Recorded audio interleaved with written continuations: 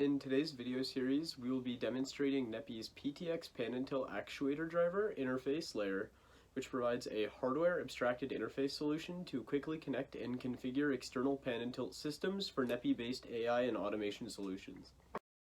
So for this video, I will be using an off-the-shelf embedded GPU processor box with the NEPI engine software installed and a NEPI IDX driver supported camera mounted on a NEPI PTX driver supported pan and tilt.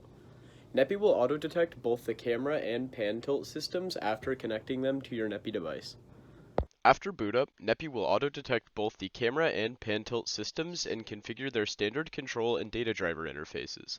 After opening NEPI's RUI browser-based interface to the Controls Pan Tilt tab, you can select both the pan and tilt systems you want to use and one of the pan and tilt mounted camera's image streams to view.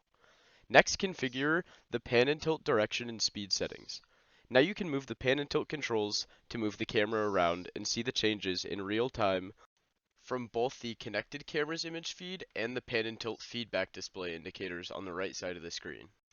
While the RUI provides a convenient user interface to configure and test your pan and tilt device, all of the data and controls we have covered have documented back-end API interfaces for automation programming and interfacing to other connected systems.